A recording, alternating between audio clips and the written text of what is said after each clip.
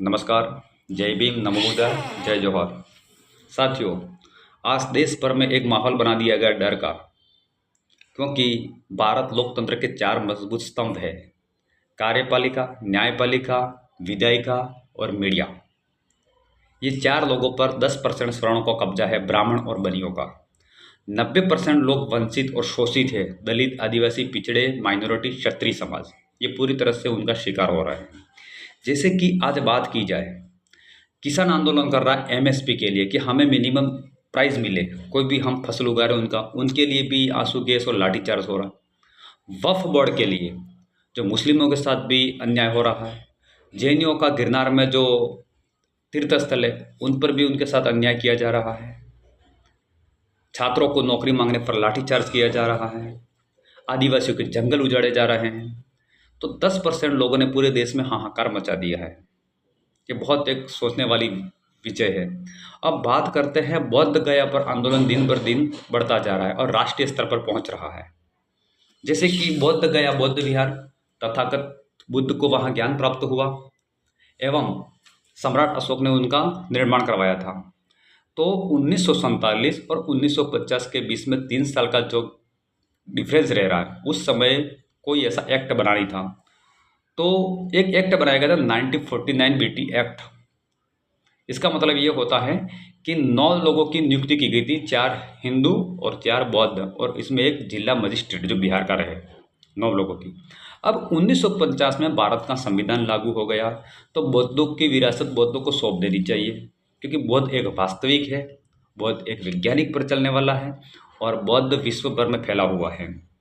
तो ब्राह्मणों को वहाँ छोड़ देना चाहिए और बौद्धों को विरासत बौद्धों को सौंप देनी चाहिए। जैसे कि गुरुद्वारा में कोई सिख पुजारी क्यों नहीं, मस्जिद में जैन मौलवी क्यों नहीं, मंदिर में सिख पुजारी क्यों नहीं और चर्च में हिंदू पुजारी क्यों नहीं।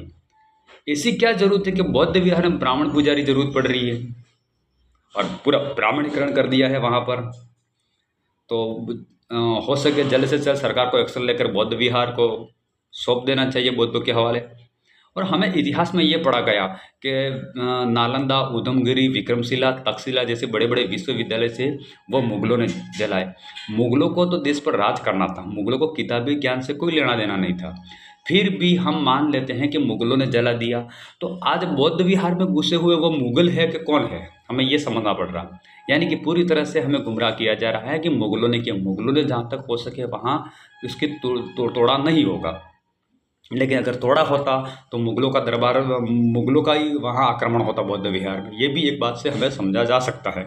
जैसे कि 6वीं शताब्दी 700 ईस्वी में चीनी यात्री हैंसोंग और फायान भारत में घूमने के लिए भी आए और पढ़ने के लिए भी आए थे। उन्होंने पूरे भारत में घूमे फिरे, लेकिन उन्हें कहीं भी वो बुद्ध और अशोक के अलावा कोई चीज़ नहीं मिली। आज उनकी किताबों में ये मिल रहा है।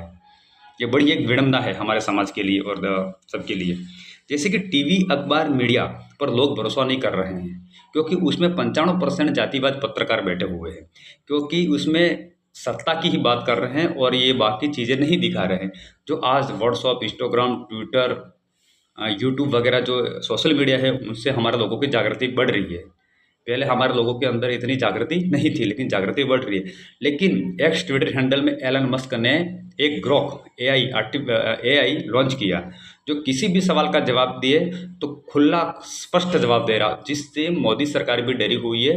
वो कोर्ट तक भी पहुंच गई है कि ग्रोक पर रोक लगा दी जाए, क्योंकि ग्रोक अभी कपड़े उतार रहा है पूरी तरह से। तो ग्रोक के खिलाफ भी सरकार एक्शन है। और मैं बीच में कहना चाहता हूँ कि जितने भी मुझे देख रहे हैं, जो मेरे भाई हैं, मैं उनसे निवेदन करता हूँ, आप प्ले स्टोर में जाइए, प्ले स्टोर में जाके एक्स ट्विटर हैंडल डाउनलोड कीजिए, या मोबाइल नंबर या एसएमएस द्वारा या गूगल से या मेल आईडी से उसको प्रोसेस कीजिए। वो अपना ओपन हो जाएगा। उस अकाउंट से आपको पूरी जानकारी मिलेगी। वहाँ पर लिखना पढ़ना बोलना चाहिए, क्योंकि आपकी आवाज़, समाज की आप आवाज़ हो। और इलाहाबाद हाई कोर्ट ने एक जजमेंट दिया है, किसी महिला का प्राइवेट पार्ट को पकड़ना, पायजामा का नाड़ा खोलना या पुल्ले के नीचे खींच कर ले जाना, ये रेप में नहीं आ सकता है। उसी तरफ से हम आगे जाते हैं। सुप्रीम कोर्ट, हाई कोर्ट ने आसाराम जैसे बलात्कारियों को रिहा किया, राम रहीम जैसे बलात्कारियों को रिहा किया, बेल पर भेजा जाता है, पैरोल पर भेजा जाता है। बिल्किस बानो के साथ 11 बलात्कारियों ने बलात्कार किया, कोई मुस्लिम नहीं थे, वो हमारे ठेकेदार ही थे। उनको बरी कर दिया और उनको मिठाई खिलाई। उसके अलावा BHU छात्रा के साथ जो गैंग रेप किया, वो वर्तमान सरकार के IT सेल के कार्यकर्ता था, उन्होंने भी कोर्ट से बरी करके उनको केक खिला के विदा किया। यानी कि सुप्रीम कोर्ट जो न्याय का प्रतीक माना जाता है वो अब विश्वसनीय नहीं रहा है, हाई कोर्ट भी नहीं रहा है। और 1919 में अंग्रेज़ों ने ब्राह्मणों पर जज बनने के लिए रोक लगा दी थी। ये मैं नहीं कह रहा हूँ, ये उनका आगे का जो राइट्स है, जो उनके कानून द्वारा बताया गया और उनकी किताबें द्वारा लिखा गया। 1919 में ब्राह्मणों पर जज बनने की रोक लगा दी थी और आज एक ही जाति का वहाँ कब्जा है। अब डूंगरपुर फलौज में एक बालिका छात्रावास के पास में अंग्रेजी शराब की दुकान खुली है, उस पर ग्रामीणों में आक्रोश है।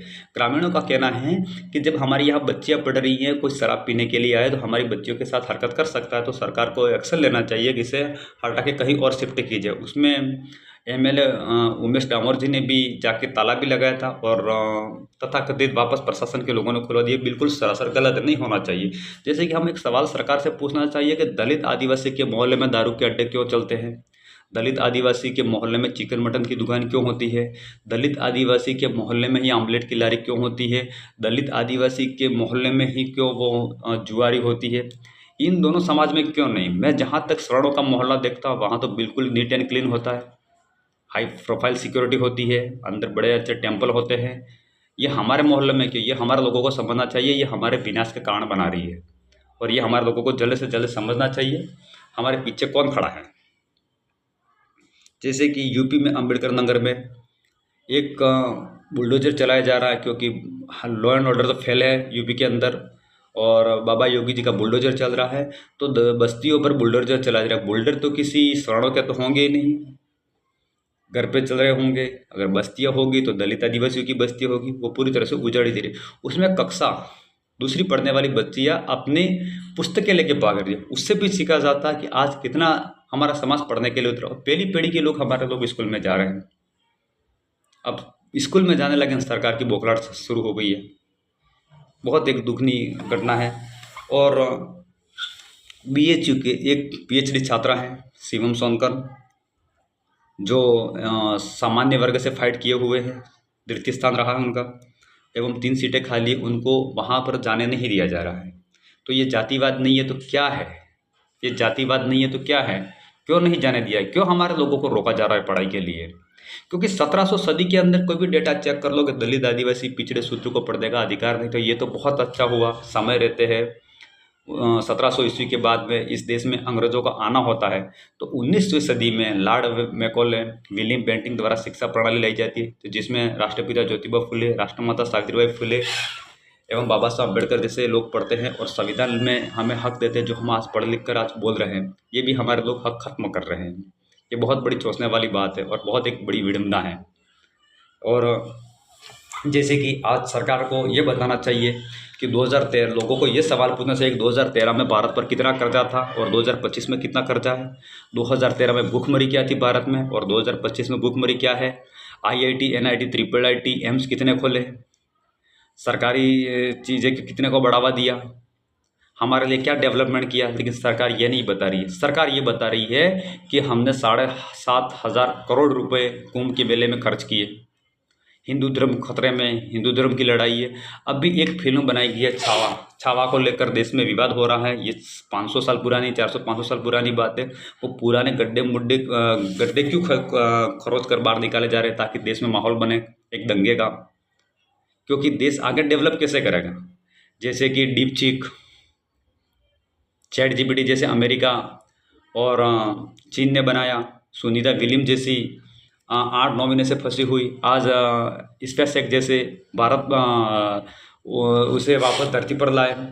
विदेश में आधुनिक टेक्नोलॉजी पर आविष्कार किया जा रहा है और हमारे यहाँ क्या किया जाए। अब हमें औरंगजेब दिखा है। अब औरंगजेब की कब्र तोड़ने पर भी विवाद हो रहा है। अब औरंगजेब की कब्र तोड़ने से क्या फ़ायदा होने वाला है? उससे देश का कर्जा बढ़ जाएगा या देश का कर्जा उतर जाएगा, ये पूरी तरह से बताया जा रहा है। क्योंकि अभी सारा बदलाव सिनेमा घरों से लिया जा रहा है।